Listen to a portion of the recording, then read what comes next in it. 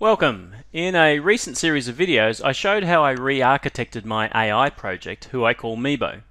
And in this series of videos, I'm going to show how I planned to put my AI platform to use. Strangely enough, I'm not a huge fan of voice assistants in the home. I've not really seen a killer use case other than perhaps playing music.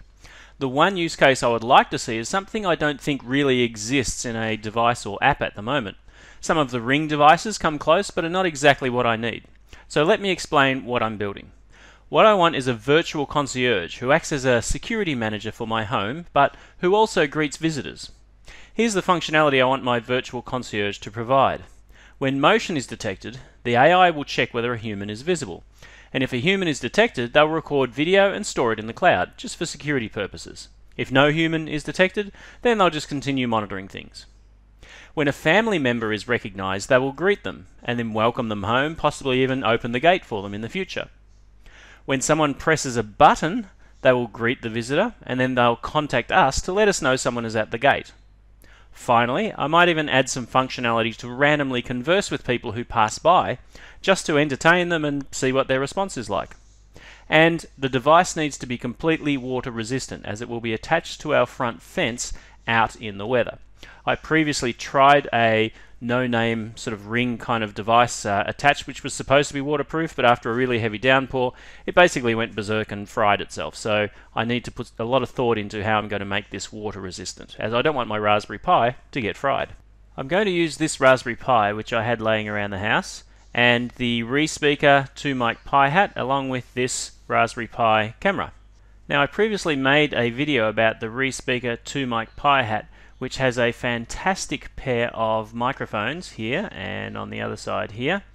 It also has built-in connectors here to allow me to hook a button into it, and it also has a built-in amplifier, and you can connect to a speaker, a small speaker, directly to the port here. Now, being able to connect something to this is a little tricky. You need the right connector, whereas these are just your standard Grove 4-port connectors. After a bit of research, I did find the right connector. It's a 2-pin connector, which also comes from the people who make the Re-Speaker and the Grove components and that sort of thing. This is the 2-pin connector, and they're a little hard to track down, but I managed to find one from the helpful people at Packronics, and it just connects into the board like so. And once that's connected, I can then just solder the two wires or set up some sort of connection to my speaker at the other end. So now I need to work out how to just pack all this into a nice waterproof container. While I design a container in my head, I'll install the AI code from Github. The link to the code is in the comments here, and you can follow the instructions on Github to get things set up, which I'll make some time to improve, or go back and watch the video series I did on how to create and set up the AI.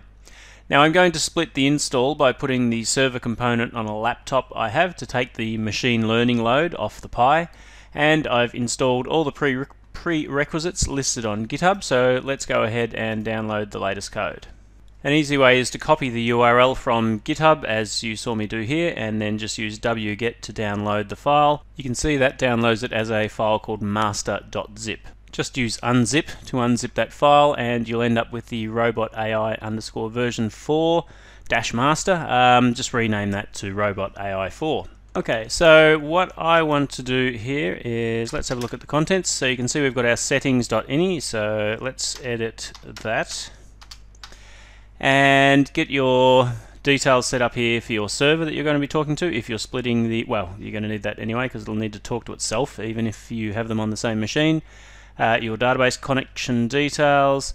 For the client here, I'm actually going to set the voice sensor to false, because at the front gate we're going to use a button to trigger when someone actually converses with the AI, or it's going to do it itself when it has motion sensing. So we'll leave motion sensing on. I'm going to focus on that functionality for the moment and getting that ready, and then later on what we can effectively do is take our voice sensor code and hack that for a button, so that instead of using a hot word detector, it'll just be sitting there waiting for someone to press a button to initiate a conversation. Okay, so let's give a try to our client-side code here. Now I had to actually change the details in the settings.ini. There you go. You'll notice my IP address of my message queue is now 1.200, and we're connected there and all seems to be working fine. Actually, after I tested things, I noticed I wasn't getting any response from the motion sensor, and I realized I need to change the motion sensor code for my Pi camera, which I'm using here, because previously it was set up to work with either a USB camera or a built-in camera. So I'm going to need to change that code. In the meantime, I've spent some time putting my case together, so you can see the layout here. Let's turn it around so you can see where things are on the back. So I have my speaker, set up here. That's connected through to our 2-pin plug, which you saw before. I have embedded the Raspberry Pi camera here, and I'm going to use a little Perspex shield around here, which I'll have to waterproof so that the camera is safe. And then there'll be a aluminium faceplate going on here as well. I needed to allow a bit of space in here because I'll need a small USB connector coming off here, and then I've got a lengthy USB cable which is going to power this thing.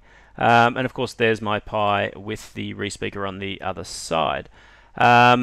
Essentially this box will be completed, will need to be waterproofed, and I figured by using foam on the front here that even if water did get through the holes that I'm going to need to drill in the aluminium faceplate, it won't get past the foam, it'll just maybe wet the foam, and that'll save my speaker and also the Pi here, because those are the holes that need to be set up for the microphones on the re-speaker. And I found that even with the foam there, it doesn't seem to impact too much. And in fact, that's probably going to do well at blocking the wind effects and that sort of thing, given this will be positioned outside. So I'm going to end this video here and rework my motion sensor code. When I've completed that, I will create a new video.